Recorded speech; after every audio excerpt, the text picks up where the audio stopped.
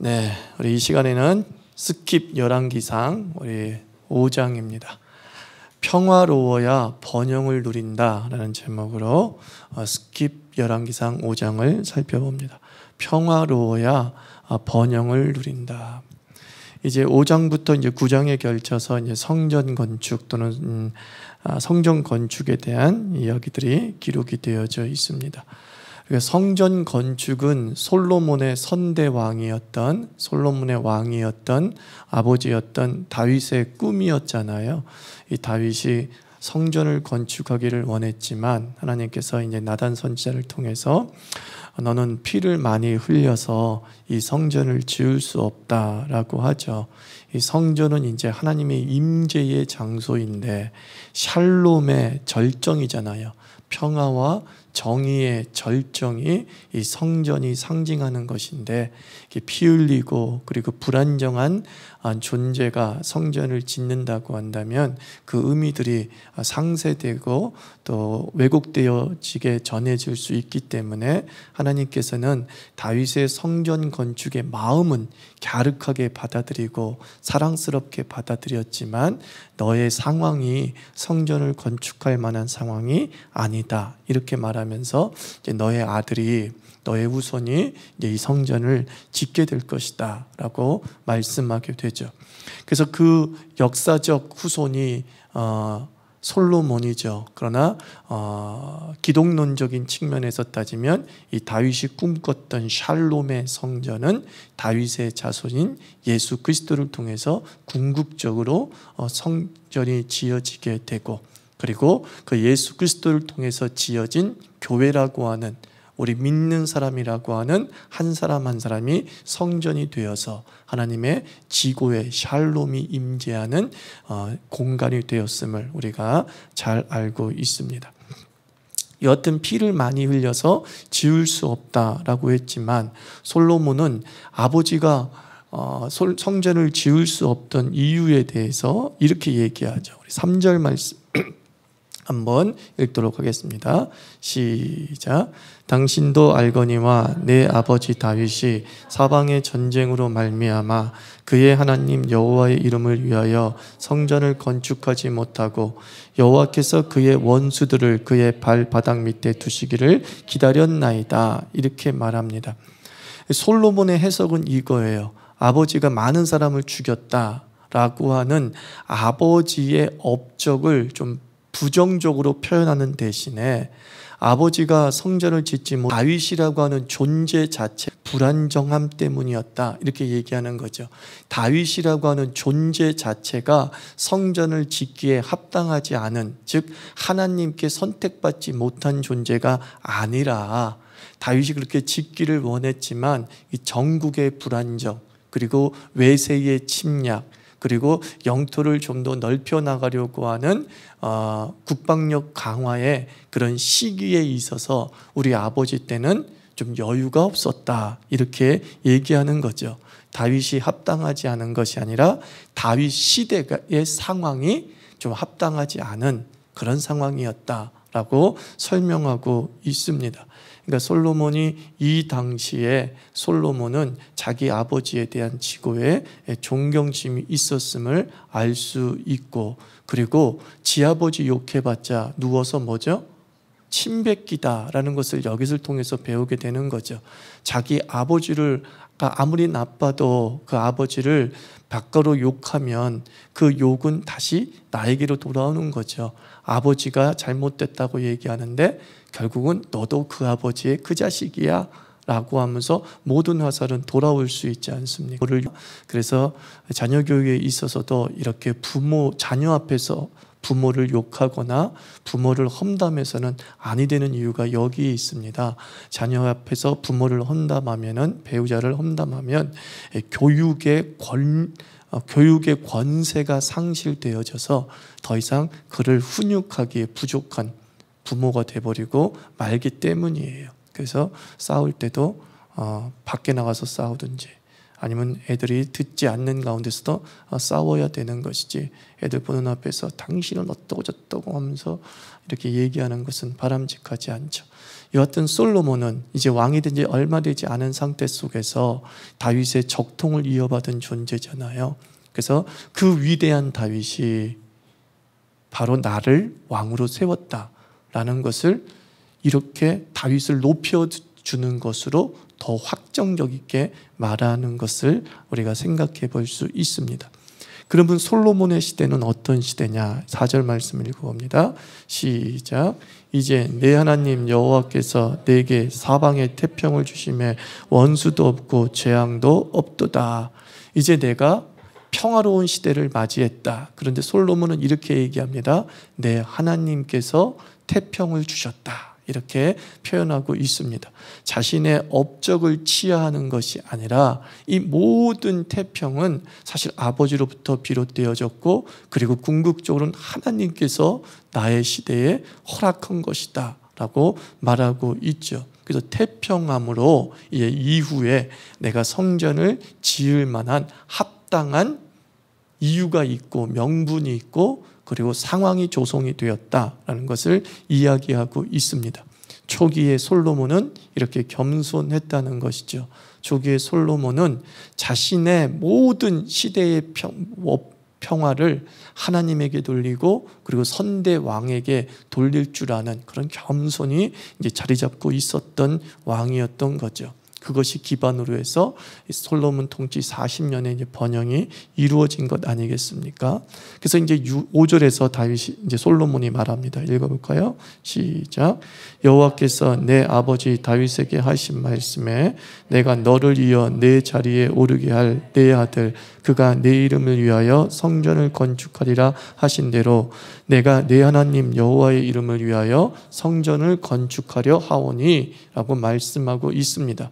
이제 내가 유업을 완수해야 된다. 근데 그 유업은 나의 정책이 아니라 다윗 나의 선대 아버지께서 꿈꾸던 것이다 라고 말하는 거죠.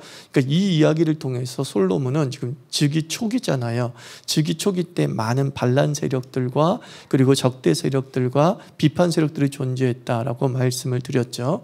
다시 한번 이 성전 건축을 통하여서 지금 무엇을 이야기하고자 하냐면 나는 다윗의 적통이다.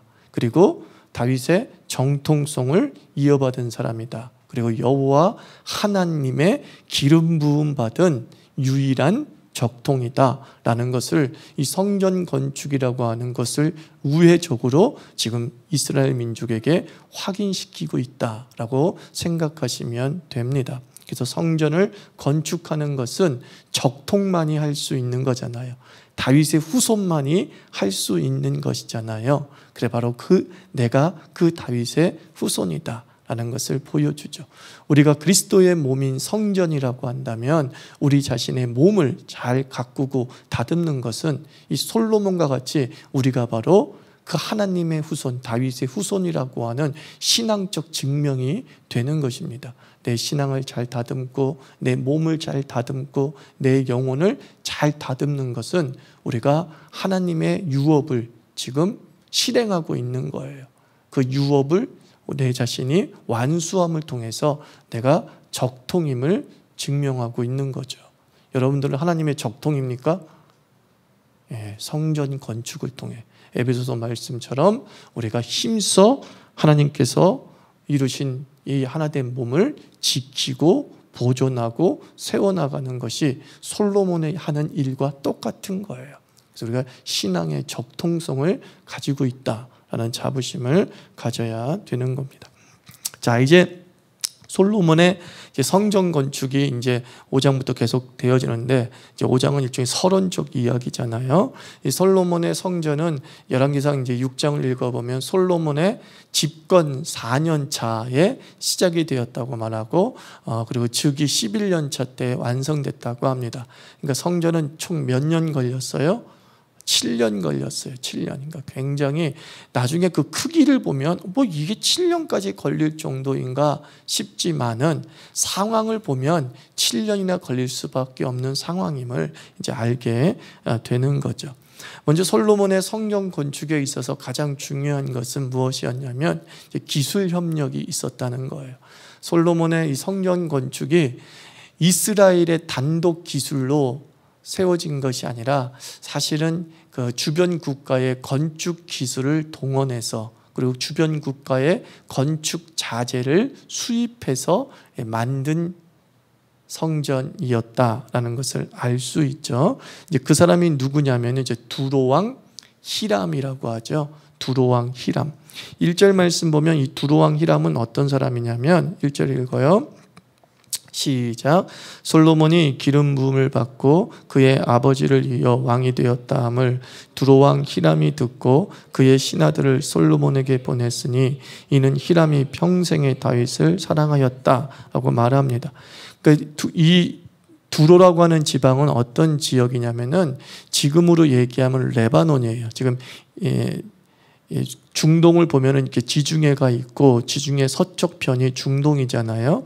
그래서 그 지중해 편, 서쪽 지중해 편을 따라서 맨 꼭대기에 터키가 있고 이렇게 내려오면서 시리아가 있고 레바논이 있고 이스라엘이 있고 이스라엘을 건너가면 이집트가 있는 그런 구조로 이렇게 되어 있어요. 이렇게 되어 있죠.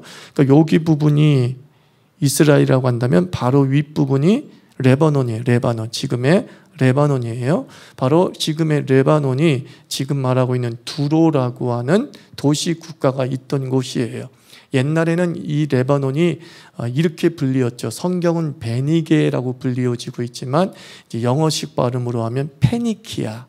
많이 들어봤죠? 페니키아 문자 이런 말 들어봤죠? 페니키아 지역이란 말입니다. 이 페니키아에 아주 중요한 도시 국가 3개가 있는데 그것이 바로 두로, 시돈, 오늘 18절에 나온 그발이에요. 이 그발. 두로, 시돈은 지명이 지금도 그대로 쓰여져 있는데 그발이라고 하는 이 도시명은 지금은 뭘로 바뀌어져 있냐면 비블로스라고 하는 도시예요. 지도상에서 보면 비블로스, 세계에서 가장 오래된 도시 중에 하나이죠. 유네스코 문화유산에도 등재되어 있는 두로, 그게 바로 그발이에요. 그발. 그러니까 바로 이 페니키아 민족 또는 페니키아의 기술력이 이제 성전 건축에 동원이 되었는데 이 두로왕 히람은 아버지 다윗과 매우 사랑하는 사이였다. 여기서 이제 프렌들리입니다. 프렌들리니까 우정과의 관계입니다. 무슨 동성애의 관계를 이야기하는 게 아니라 우정의 관계로서 매우 이제 설린의 관계를 유지하고 있었죠. 근데 안타깝게도 지금은 이 이스라엘과 이 레바논은 적대적 관계예요. 옛날 그 베이루트 침공 이런 얘기 많이 들었죠. 레바논의 수도가 베이루트예요. 베이루트. 그 베이루트에 이스라엘이 폭격기 보내고 막 그래서 이제 수많은 사람이 죽었고 그리고 또 레바논은 기독교인이 한 40% 정도가 있어요. 무슬림이 60%고 또 이렇게 내전으로 인해서 서로 기독교인이 무슬림을 죽이고 무슬림이 기독인을 죽이고 하는 이제 비극적인 그런 장소이죠. 그리고 그 레바논 지역은 페니키아라고 말씀을 드렸어요. 이제 동과 서를 이어주는 해상 무역의 중심이 페니키아예요. 그러다 보니까 어떻게 하냐면 아프리카, 유럽 그리고 저 바벨론에서부터 들어오는 즉 동방으로부터 들어오는 모든 문화와 종교와 사상의 집결지가 페니키아예요. 그러니까 이스라엘 민족이 살고 있는 그 땅 자체는 혼합주의가 강할 수밖에 없는 지형학적 특징을 가지고 있는 거예요. 에집트 문명, 유럽, 그리스 문명, 그리고 바빌로니아 문명들이 이렇게 교차하고 섞이고 그리고 전쟁을 하면 그쪽 땅을 먼저 점령을 해야 되고 하는 일들이 벌어지는 혼합주의적 양상을 띌 수밖에 없는 땅이죠. 그래서 이 페니키아가 바로 섬겼던 왕이 여기서 시발된 왕이 신이 바알이에요. 바알. 그러니까 두로, 시돈, 그발, 베니게라고 하는 이쪽이 사실은 바알을 섬겼던 시조예요. 그리고 어떤 바알의 창시자라고 해야 될까요? 그렇게 말할 정도로 매우 바알을 강력하게 섬겼죠. 그래서 나름의 열왕기상 살펴보면 이세벨이 어디 출신이에요? 시돈 출신이죠. 베니게. 3대 도시국가 뭐라고 그랬어요? 두로, 시돈, 그발. 근데 이 이세벨이 바로 두로 시돈 출신에서 뭘 갖고 와서 자기가 섬겼던 바알을 이제 아합의 궁전에 가지고 오게 되는 거죠. 그러면서 극심한 바알 신앙이 북방 이스라엘에 막 퍼져버리게 되는데, 나중에 솔로몬도 그 어떤 단초를 나중에 결혼이나 이런 걸 통해서 제공하지 않습니까? 하여튼 지금은 적대 국가예요. 근데 그 당시는 설린 상황이었어요. 종교는 다르지만 설린의 상황이었어요. 설린의 상황. 이게 아주 긍정적인 것이죠. 긍정적인 것. 그리하여서 부족한 기술력과 그리고 부족한 여러 가지 그 자원의 문제를 교육을 통하여서, 설린의 교육을 통하여서 서로 이렇게 해결하는 그런 관계에 있었다라는 것이죠. 그래서 평화라는 게 뭐냐? 평화는 번영을 누리는 시작이에요. 아무리 번영한다 할지라도 평화롭지 않으면 그 번영을 누리지를 못해요. 다윗 시대에는 번영한 시대인가요? 아니, 번영한 시대예요. 다윗 시대에 많은 땅들을 확보했고, 나중에 솔로몬이 지었던 모든 성전 건축의 자원은 다윗이 다 모았던 거예요. 그만큼 번영했어요. 돈이 많았어요. 그런데 평화롭지 못했기 때문에 그 번영을 다윗 시대에 누려요, 못 누려요? 못 누렸단 말이에요. 그런데 솔로몬 시대에는 비로소 그 평화가 완성이 되어져서 자국 내의 평화뿐만 아니라 이웃과의 평화도 온전하게 이루어짐으로 말미암아 그 번영을 이제 누리며 살던 시대가 된 거예요. 한 가정도 마찬가지예요. 돈은 많이 벌어. 그런데도 불구하고 행복하지 못하는 사람이 많아요. 뭐가 없기 때문이에요? 그죠? 평화가 없기 때문이죠. 그래서 하나님께서 막 서로 구중궁궐에서 서로 싸우고 사는 것보다는 그냥 초가상간에서, 그죠? 행복하고 서로 나누면서 사는 게 더 좋다라고 잠언을 통해서 말씀했잖아요. 그 잠언을 통해 말한 사람이 누구예요? 솔로몬이에요. 솔로몬. 그죠? 솔로몬이 그 얘기를 하지 않습니까? 그래서 평화라는 것은 번영을 누리기 위한 시작이에요. 돈을 아무리 벌어도 서로와의 관계가 깨어져 버리면 그것은 지옥이죠. 그래서 공간의 지옥이 존재하고 타인의 지옥이 존재해요. 제일 무서운 게 뭐예요? 타인의 지옥인데, 그 타인의 지옥이 한 공간에 있다는 게 최악의 지옥이죠. 그 사람이 나에겐 지옥 같은 존재인데, 그 지옥 같은 공간에 그 지옥 같은 그 인간이 있어. 최악의 상황을 이야기하는 거죠. 평화는 뭐예요? 타인의 천국, 타인 공간의 천국이 이루어져서 우리에게 주신 모든 은택과 평화를, 번영을 누리면서 나누면서 그런 사는 상태를 이야기하는 거예요. 그래서 두로라고 하는 이 나라와 설린의 관계를 유지했다라고 하는 것은 바로 이러한 번영의 누림을 설명할 수 있는 이야기죠. 그래서 우리나라도 빨리 이 이웃 국가와의 평화가 빨리 이루어져야 돼요. 북한도 저는 국가라고 봅니다. 어차피 유엔에 가입한 국가 아니에요.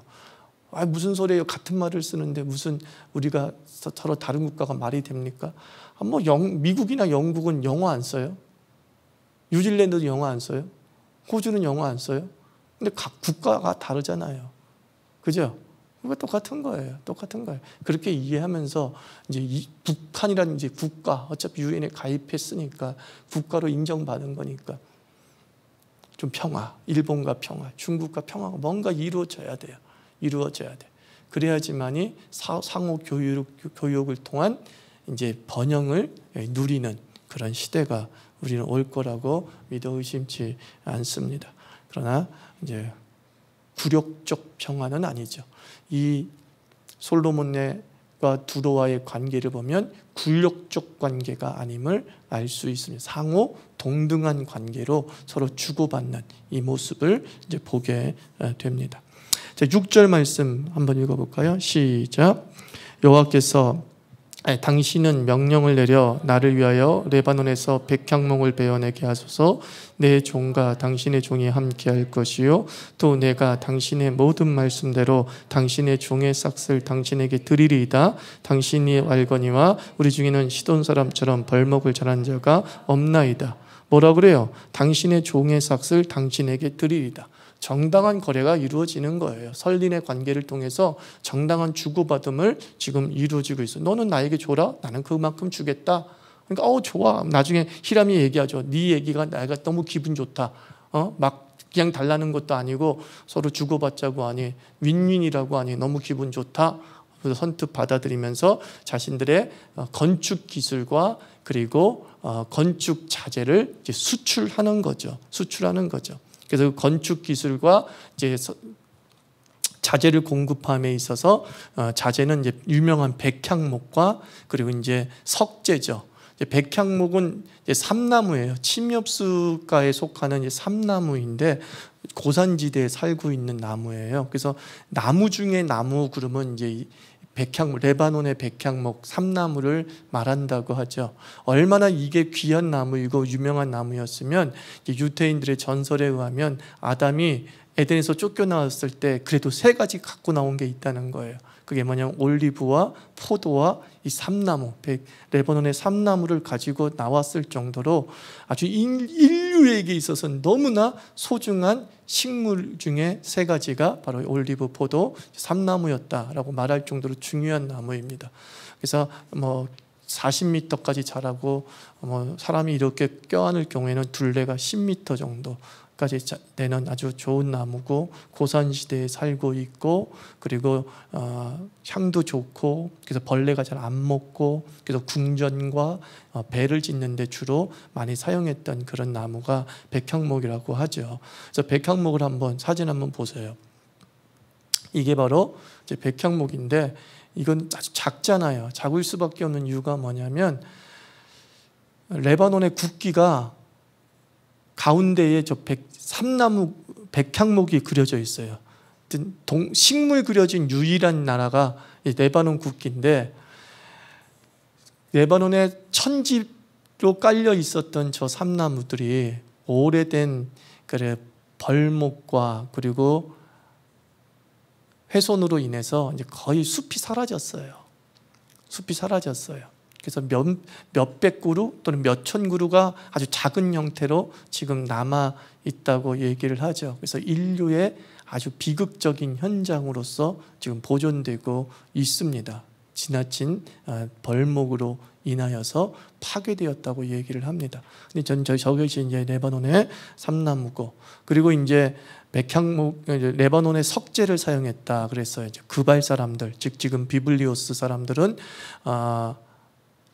석재 산업이 발달해 있습니다. 그래서 대부분의 건물들을 다 이제 돌로 짓죠. 그런데 백향목은 레바논에 있기 때문에 이렇게 백향목을 수입하는 것은 이해를 하겠는데 왜 굳이 석재까지 그발의 석재를 사용했을까 생각해 보면 색깔 때문이 아닐까 싶어요. 예루살렘 스톤이라고 그래가지고 예루살렘 지역에 나는 이 돌들을 보면 저도 오래전 기억이라서 잘 맞는지 모르겠지만 오늘 사진으로 확인해 보니까 맞더라고요. 약 갈색빛을 띠어요. 돌들이 갈색빛을 띈단 말입니다. 근데 지금은 그게 예루살렘의 상징이 돼서 예루살렘 스톤 그래가지고 예루살렘의 어떤 시그니처 색이 되기도 하죠. 시그니처 건축 자재로 이렇게 보여지기도 하지만 레바논의 사함과 비교해 보면은 레바논의 사함은 거의 우윳빛깔이야. 그러니까 아주 하얗다. 이렇게 생각하면 되겠죠. 예나 지금이나 하얀 게 좋아요? 좀 우중충한 게 좋아요? 예나 지금 하얀 거죠. 하얀 거는 신적 상징을 의미하잖아요. 빛의 색깔이라고 해서. 그래서 성전을 짓는데 예루살렘 스톤은 색깔이 조금 너무 짙다. 이렇게 말할 수 있겠죠. 그래서 레바논의 즉 그발이라고 하는 지역에 있는 사암 우윳빛깔의 그 석재를 수입하게 된 것이죠. 그렇게 이해하시면 되겠습니다. 그래서 이제 합의 사항이 있어요. 이제 주고받는 데 있어서 합의 사항을 얘기하죠. 9절부터 11절까지가 그런 합의 상할이에요. 너희는 백향목과 잣나무 또는 이제 석재를 나에게 공급해주고 대신에 나는 너희들에게 뭘 주겠다 그래요? 음식물과 기름을 주겠다. 곡식과 기름을 주겠다. 그래서 서로 이제 물물 교환식이 되는 거죠. 자재 교환이 되는 모습을 보여주고 있습니다. 그래서 12절 보면 시작. 여호와께서 그의 말씀대로 솔로몬에게 지혜를 주신 거로 히람과 솔로몬이 친목하여 두 사람이 함께 약조를 맺었다. 딱 계약 관계를 맺으면서 서로 윈윈으로 이제 성장하게 되는 모습을 보게 됩니다. 그래서 어느 정도의 인원들이 동원되었는지를 이제 살펴보면 15절, 16절 내용이 어느 정도의 인원이 동원됐는지 설명해 주고 있는 내용이죠. 15, 16절 아니 12절부터 18절 한번 다 읽어봅시다. 시작. 이에 솔로몬 왕이 온 이스라엘 가운데서 역군을 불러일으키니 그 역군의 수가 3만 명이라. 솔로몬이 그들을 한 달에 10,000명씩 번갈아 레바논으로 보내매 있었고 두 달은 집에 있었으며 아도니람은 감독이 되었고 솔로몬에게 또 짐꾼이 7만 명이요 산에서 돌을 뜨는 자가 8만 명이며 이 외에 그 사역을 감독하는 관리가 3,300명이라 그들이 일하는 백성을 거느렸더라. 이에 왕이 명령을 내려 크고 귀한 돌을 떠다가 다듬어서 성전의 기초소로 놓게 하며 솔로몬의 건축자와 히람의 건축자와 그발 사람이 그 돌을 다듬고 성전을 건축하기 위하여 제목과 돌들을 갖추니라. 이렇게 말씀하고 있습니다. 여튼 일단 아도니람이 감독이에요. 총 감독이 아도니람이에요. 그래서 아도니람은 그래도 이스라엘 사람인 거죠. 이 설계까지 외국에게 맡긴 건 아니에요. 이 설계도는 이스라엘이 할 수밖에 없죠. 왜냐하면 성막 건축과 어떻게 하면 성막 구조와 일단 똑같아야 되잖아요. 그러니까 오리지널 기술은 오리지널 설계도는 이스라엘이 가지고 있었어요. 이스라엘이 가지고 있었어요. 그래서 이제 그런 것을 토대로 해서 성막을 확장시키는 거죠. 성막이 천으로 이루어졌다면 이제 그 성막을 뭘로? 돌로, 나무로 더 확장을 시켜놓은 개념이다 라고 생각하면 됩니다. 그리고 아도니람과 함께한 감독관리가 3만 3천 명이었고 그 다음에 역군이 몇 명이에요? 3만 명이었대요. 근데 역군이 3교대로 일했다고 얘기합니다. 한 달은 레바논에 가서 벌목하고 또 채석하고 그 다음에 2달은 자기 집으로 돌아와서 있다가 다시 또 들어가는 이제 10,000명씩 3교대로 일을 했다라고 얘기하고 짐꾼은 7만 명이라고 이야기하고 채석하는 사람은 8만 명이라고 이야기를 하고 있어요. 그러니까 이 역군과 짐꾼과 채석은 좀 다른 개념이죠. 자 보세요. 짐꾼과 채석은 일종의 고용자, 아니 피고용인이야. 직원이야. 이걸 전문적으로 밥벌이를 하는 사람이라고 생각하면 돼요. 여기서 말하는 역군은 뭐겠어요? 일종의 부역, 노동세를 내는 노동세. 옛날에는 일이 세금이었잖아요. 그죠? 일로 세금을 낼 수 있었잖아요. 그러니까 부역이었단 말이에요. 여기서 이제 문제가 생기기 시작한 거죠. 나중에 솔로몬이 또 여로보암이라고 하는 사람이 반란을 일으켜서 북방 이스라엘을 세우고 또 솔로몬의 치세 기간 동안에 여로보암이 반란을 일으켰다가 이집트로 쫓겨나죠. 그리고 솔로몬이 죽은 다음에 다시 돌아와서 이제 10지파와 함께 북방 이스라엘을 세우지 않습니까? 근데 이 솔로몬의 일생 속에서 바로 이 분열의 조짐이 있었는데 그 분열의 단초가 바로 이 지나친 부역이었던 거예요. 부역. 백성들을 너무 많이 착취를 한 거야. 대규모 건축 토목공사에 착취를 했어요. 근데 그것이 쌓이고 쌓였죠. 이게 번영하고 잘 먹고 잘 살 때는 문제가 되지는 않지만 점점 솔로몬의 시대도 번영하긴 번영하는데 왕국만 더 번영할 수 있고 나는 처음보다 더 많이 돈이 들어왔으면 좋겠는데 나는 그때나 지금이나 별 차이는 없어. 사는 데는 되게 지장은 없지만 상대적 박탈감들이 심해질 수밖에 없는 거예요. 저 사람들은 더 잘 살고 있는데 나는 왜 이렇게 됐지?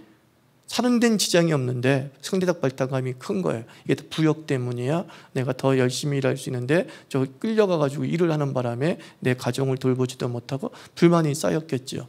그래서 그것이 이제 분열의 단초가 돼서 나중에 르호보암이 왕이 됐을 때 이제 르호보암이 원로 대신들에게 지혜를 구할 때 원로 대신은 뭐라고 얘기합니까? 부역을 감해줘야 됩니다. 세금을 감해줘야 됩니다 라고 얘기를 하니까 르호보암이 젊은 사람들의 이야기를 듣고서 내 허리가 뭐 우리 아버지 솔로몬의 허리보다 더 굵고 그러면서 이제 부역을 더 강화시켜 버리면서 이제 10지파가 이탈되는 일이 벌어지지 않습니까? 근데 바로 성전 건축에 하나님의 거룩한 성전을 짓는 건 좋지만 이 거룩한 성전에 참 많은 백성들의 희생이 있었다라는 것을 성경은 가감없이 표현해주고 있는 거예요. 솔로몬의 업적이 아니라 사실은 이 성전은 백성들의 희생이 이루어진 성전이었다는 거예요. 하나님의 성전은 한 사람에 의해서 영광스럽게 세워진 것이 아니라 하나님의 성전은 이 수많은 민초들의 피 흘림으로 세워진 것임을 하나님은 잊지 않으신 것이죠. 그래서 옛말에 일장공성 망골고라는 말이 있지 않습니까? 한 사람의 장수의 승리는 만 명의 병사들의 해골로 이루어졌다. 즉, 만 명의 병사가 죽어서 한 장수의 승리를 가져다 주었다. 그래서 영웅은 이 일장공성 망골고를 잊지 말아야 되는 거죠. 나의 지금의 영광은 많은 사람들의 희생과 피 흘림으로 이루어졌다. 이것을 잊지 말아야 되는데 솔로몬이 점점 시간이 지날수록 잊어버리는 거죠. 잊어버리는 것이죠. 그래서 이 터 위에, 희생의 터 위에, 예수 그리스도가 죽으신 희생의 터 위에 하나님의 성전이 비로소 세워졌죠. 그래서 주께서 세우신 성전은 솔로몬 때의 성전과 다른 건 뭐냐? 솔로몬의 성전은 백성을 죽여 백성을 희생시켜 세워진 성전이라면 예수 그리스도께서 세우신 성전은 자신이 죽어 세우신 성전인 거예요. 자신이 죽어 모퉁이 돌이 되어 세우신 성전. 그래서 참 성전은 바로 이 예수 그리스도에게 있음을 우리 다시 한번 역사를 통해서 또 건축 과정을 통해서 확인하게 되는 겁니다. 기도합시다. 평화로워야 번영을 누린다. 하나님 아버지, 하나님의 샬롬이 내 삶에 충만케 하여 주옵소서. 그래서 내 모든 관계와 삶의 주변이 태평케 하여 주시옵소서. 하나님의 성전을 짓게 하여 주시옵시고, 또 하나님의 성전을 누리게 하여 주시옵시고, 또 하나님의 성전을 이어가게 하여 주시옵시고, 그리고 누구를 죽여 세우는 성전이 아니라 나의 안에 세워지는 이 성전은 나를 죽여 세워지는 성전이 되게 하여 주시옵소서. 함께 기도하겠습니다.